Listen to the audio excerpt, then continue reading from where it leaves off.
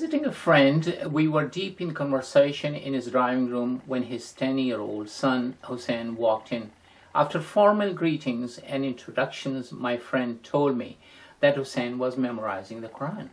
He asked his son to recite a few verses for me. Obediently, Hussein correctly recited portions of the chapter he had memorized that day. However, my attention centered on the words of the repetitive passage of the Quran, "So fear Allah and obey me." After the recitation, Hussein left us, engaged in discussions on the subject of fearing God. We talked about it for quite a long time, discussing not only the Quran but also the Bible. My Muslim friend wanted to know what the prophets in the past had to say on such a subject. So, with the help of the index towards the end of the Bible, we checked a few passages that have words, the fear of the Lord. And here are some of them. Job, who is known in Islam as Ayub, he said, "The fear of the Lord is wisdom, and to shun evil is understanding." In the Torah, Moses was commanded to tell his people, "Fear the Lord your God, walk in obedience to him, and love him." David, who is known as Dawood in Islam, he said these things, "The fear of the Lord is pure, enduring forever. Let those who fear the Lord say, his love endures forever." The Lord delights in those who fear him, who put their hopes in his unfailing love. On the same subject, Solomon, who is known as Solomon, he said, "He who fears the Lord has a secure fortress, and for his children it will be a refuge. The fear of the Lord is a fountain of life, turning a man from the snares of death." To encourage his followers, Jesus said, "Do not be afraid of those who kill the body, and after that can do no more. Fear him who, after the killing of the body, has power to throw you in hell. Yes, I tell you, fear him."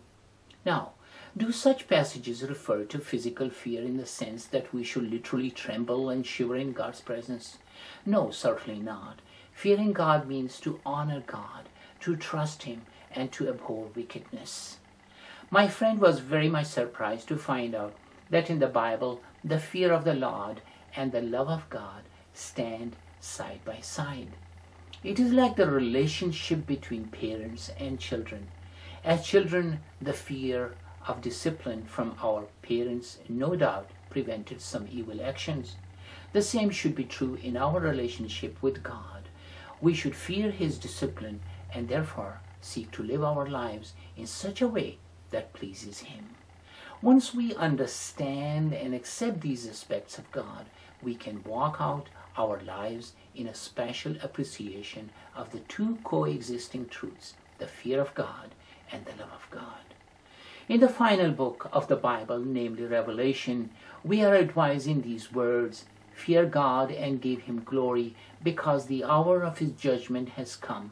Worship him who made the heavens, the earth, the sea, and springs of water." Indeed, God is kind, but he is also the master and ruler of the day of judgment. He will fulfill both his kindness and his justice in judging all people, including you and me. Thus, as people of God, we should, as the scriptures say, purify ourselves from everything that contaminates us, our body and spirit, perfecting holiness out of reverence for God. I could not stop myself explaining to my friend that a biblical fear of God for the believer in Christ Jesus includes understanding how much God hates sin and fearing his judgment on sin, even in the life of a believer. The fear of the Lord has several results. We avoid evil, God delights in us, and extends his mercy through Christ. As believers in Christ, we have his promise that nothing can separate us from his love. We have his promise that he will never leave us or forsake us. This promise is open to anyone who believes in Jesus as Lord and the restorer of eternal life.